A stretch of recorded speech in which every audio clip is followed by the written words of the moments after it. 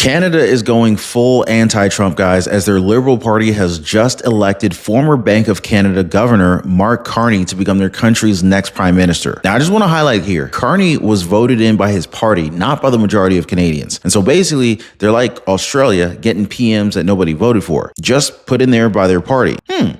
Doesn't that sound familiar, right? Isn't that the same kind of candidate that President Trump beat in November? And pretty much like that candidate, Carney seems to be running a purely anti-Trump agenda, even telling his supporters that Canada never, ever will be part of America in any way, shape, or form. He also called President Trump a bully, basically just a day or two away from calling him a fascist. Oh, plus that they should be prepared to fight the most important election of our lives, where the stakes have never been higher. Now, where have we heard that before? You know, every election cycle we talk about this is the most election of our lifetime. Lawrence, this one is. This one is. We are literally talking about people who are attempting to divide our country in the most crude, frankly, and profound way. We are talking about those who are intent and purposeful to attack fundamental freedoms, be it the freedom to make a decision about your own body, the freedom to love who you love openly and with pride, the freedom to be free from fear of violence and hate, the freedom to just be, the freedom to just be.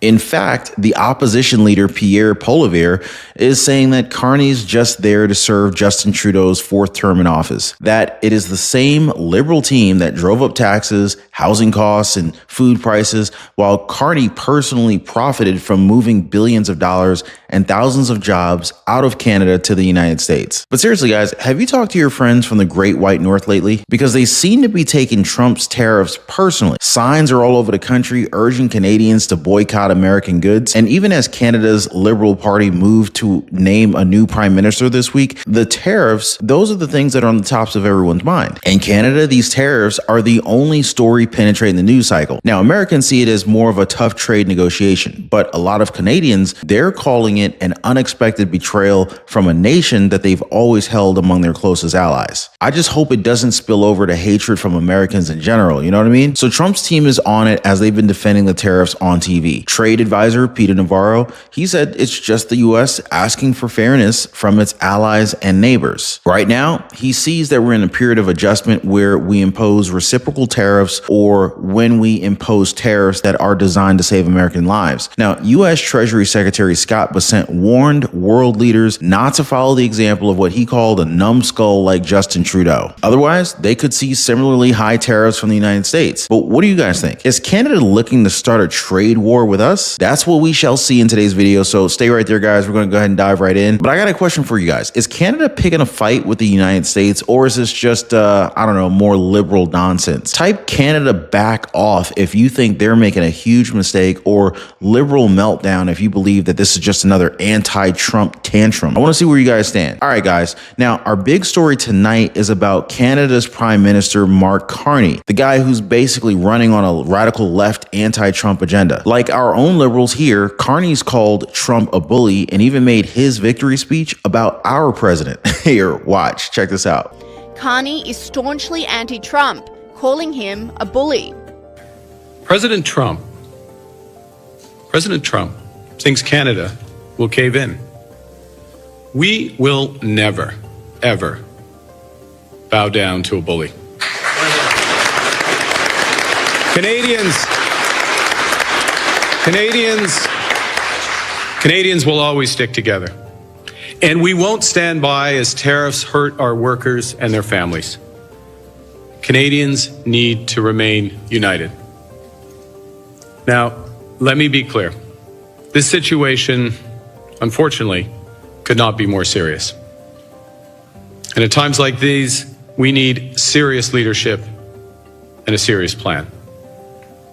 I'm ready to stand up for Canada.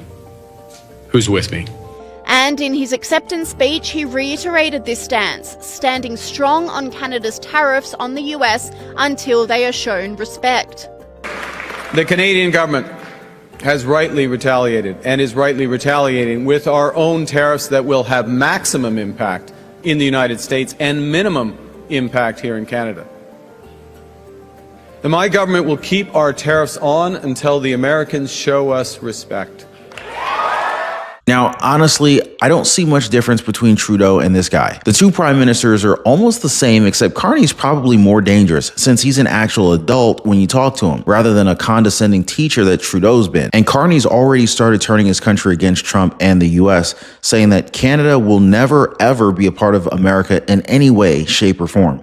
He even went so far as to say that Americans want their resources, their water, their land, and their country. And that if America succeeds, will supposedly destroy their way of life. Yeah, highly doubt that. I mean, don't worry, man. I think you're more than quite capable of doing that by yourself. Because you know what he said on the campaign trail? That his economic experience made him the best candidate to grapple with Trump and his tariff agenda. But if you ask their opposition leader, Pierre Poilievre, Carney is just Justin Trudeau's economic advisor, and him being elected by his party is basically Justin Trudeau's fourth term. And speaking of Carney's economic experience, Poilievre, he mentioned that it is the same Liberal team that drove up taxes, housing costs, and food prices. Meanwhile, Carney personally profited from moving billions of dollars and thousands of jobs out of Canada to the United States. True enough, guys, the Prime Minister designate is already talking a big game about how Canada's tariffs against the United States will remain until the Americans show them respect, and added that Canadians are already or always ready when someone else drops the gloves. He says that Canada is the greatest country in the world, and now their neighbors want to take them. When Trump announced his tariffs against Canada last month, Carney issued a statement that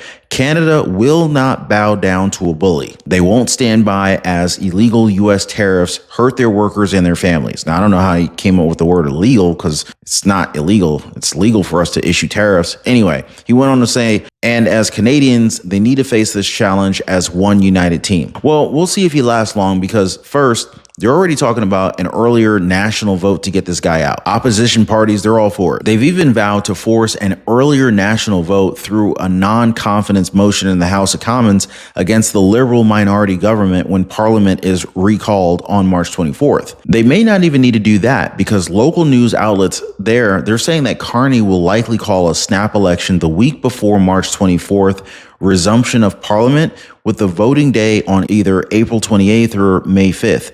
Canada's Conservatives, under their leader, Pierre Poilievre, they're ready for a change election. According to Laura Kirkamanki, who served as Deputy National Campaign Manager for the Conservative Party during the last federal election in 2021, like here in the United States, they've been under a Liberal government for just way too long, they're saying. They've had 10 years of a Liberal government, and Canadians are tired of that, at least according to Kirkamanki. Plus, she said that the new Liberal leader would be running on Justin Trudeau's record, and while Carney wasn't a member of the Prime Minister's government, he was appointed last September by the Liberal Party to chair a task force on government growth for Trudeau. Now, to prove their point, Conservatives raised more than double, about $29 million last year, more than Liberals at about $11 million. Now, as Poilievre pointed out, they need a new Conservative government that will put Canada first for a change. Poilievre held a rally, and like with Trump, people who lined up around the block to get inside said that they were confident about the Conservatives' chances in the next federal election. Now, what do you guys think? Will this Liberal Prime Minister last long enough to pose a challenge to President Trump? Drop a quick comment down below. I want to hear from you guys. Don't forget to hit the like button.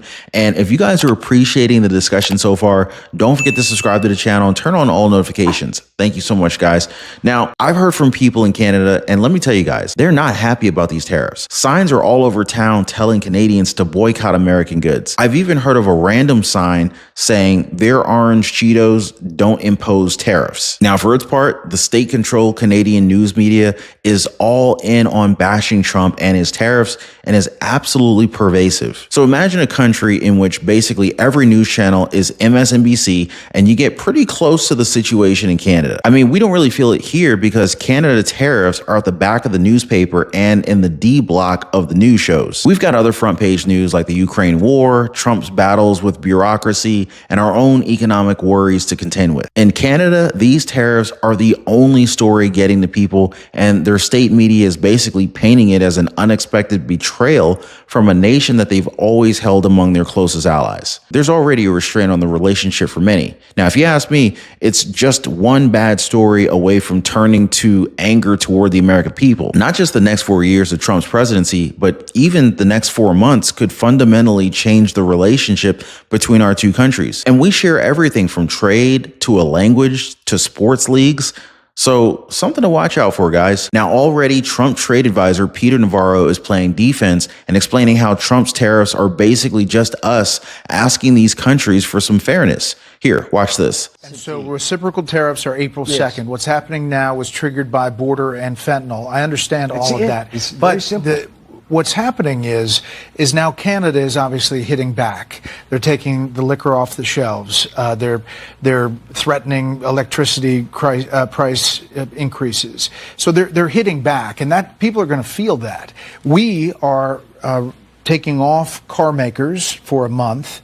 There's a report that agriculture products are going to be exempted. Do you have that?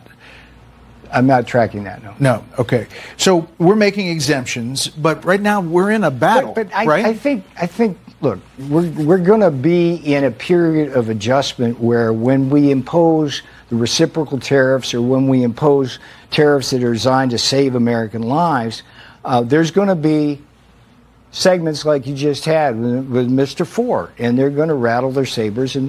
But I don't want to contribute to that. What I want to say to every world leader who gets up in arms when all we're asking for is fairness and to have them stop killing our people is, please listen to us. Canada could do a lot more. Canada has been taken over, Brett, by Mexican cartels. They bring up these pill presses and printers and the medicines that they fake. You can't tell the difference. Yeah, it's major Pharma problem. companies can. You need a spectrometer to do it. It's crazy stuff. And people are dying, Brett. It's been going on for too long. And I'll give you another thing, just to make this point. It's like it all starts in China. But then China brings these chemicals over in 50-gallon drums. And you know what? When they get to the ports, you know why that stuff isn't interdicted there? It's because China owns the ports. Do you have metrics that you're going to set that they have to meet this and then the tariffs go away? I mean, do we publicly know what that threshold is? Well, there's 70,000 Americans dying every year, and that's the low estimate because you don't pick up all the deaths from the fake Xanax. Sure, but you're putting them all in Canada's No, pocket? of course not. Of course not, Brett. But what we want to see is Canada and Mexico crack down on China. China, for whatever reason, and there's a lot of speculation as to whether they mean to do us harm with this, they don't seem to care, okay? So it's up to Mexico and Canada to help us do this. And look, here's the other thing. The fentanyl crisis is so toxic to our economy, Brett, because most of the people are dying. They're prime age working people. I think everybody's on board on the fentanyl threat.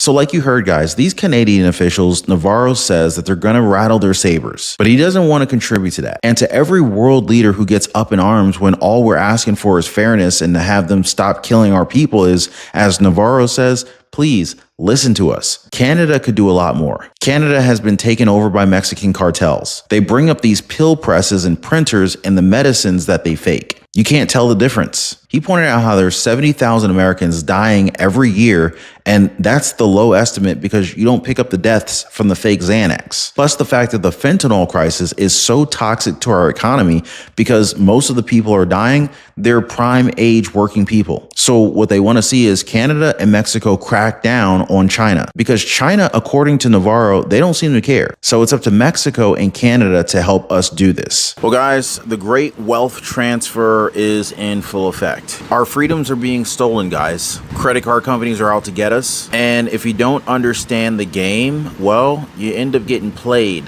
by the game. Now, if you're anything like me, guys, you know, you were probably out of shape, maybe in debt, living paycheck to paycheck, and just feeling like the system is just completely taking advantage of you. I remember for a long time, I could rarely ever get any time to spend with my wife. And through trial and error and through a lot of pain, I figured out how to gain freedom and also lose a lot of weight and actually get in shape. And guys, I'm gonna be honest with you, that was a game changer. To no longer be living paycheck to paycheck, figuring out how to get the credit cards to pay me, the power of a strong credit score. I pay thousands of dollars less per year for the same house as my neighbor just because my credit is better than his is. And this is not to brag. I mean, but this is the truth. The banks are literally taking advantage of the poor. It's like the people who can least afford it, they're charging the poor what is like unofficially called a poor tax or a tax on the poor. I mean, I'm now at a point where, you know, like, number one, I don't pay for credit cards. In fact, credit card companies pay me to use their cards. And I figured out how to build a lifestyle that is just ultimately very, very healthy. I lost a tremendous amount of weight and I put on a lot of muscle. But when I was struggling, I wish I knew people who knew these things. So anyway, I decided to create a community of like-minded people who are also interested, just like me, in living better. So if you guys want to join my community, it's called the Liberty Pursuit Network. It is brand new. Come on over. I'd love to have you guys and join like-minded people. Be positively motivated by others who are also on the same pursuit. So I'm going to leave a link for you guys so you can join me over on the Life Pursuit Network in the description down below this video. So check it out, guys, and let's not be a victim of this great wealth transfer that is taking place right now. So far, Canada is expected to hit the United States with a reciprocal tariff,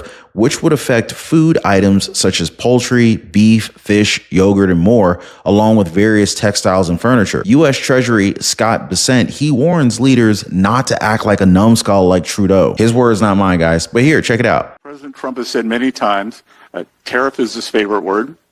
I would say that reciprocal is probably his second favorite word. Mm-hmm. Mm-hmm. And I think we have to be open to the idea. If you want to be a numbskull like Justin Trudeau and say, oh, we're going to do this, then tariffs are going to go up. But if you want to sit back, have a discussion with the Commerce Department, USTR, they all have my phone number too. I am happy to have a discussion with our foreign counterparts that says that here's what we think you are doing. So yeah, what the Treasury Secretary is talking about here is how his lines are open for these countries to negotiate what the administration sees as these non-tariff barriers to U.S. exports. And he gave some examples, like how Apple cannot sell the new iPhone 16 because of local content laws in Indonesia. He asked these countries, are they manipulating their currency? Are they suppressing the value of that? Are they unfairly subsidizing select industries, either via bank lending or suppressing labor markets? Another good example that Bessent mentioned was the fines that the European Union was imposing or threatening to impose on American tech companies like Apple, Google, and X. These are all forms of non-tariff barriers, according to him. So they're going to look at that and then talk about what could happen on a reciprocal basis. I mean, sounds pretty good to me, right? Like Navarro says, we're looking for fairness here, and maybe it's about time that our so-called allies stepped up a little bit more. You know what I mean? But let me know what you think about this new Canadian Prime Minister and their response to President Trump's tariffs. Just drop a quick comment down below. Let's get a conversation started. And if you want more hard-hitting content like this, be sure to check out our recommended videos at the end of this one. As always, appreciate y'all watching. Thanks so much for being here and hitting the like button and subscribing. We'll see you next time.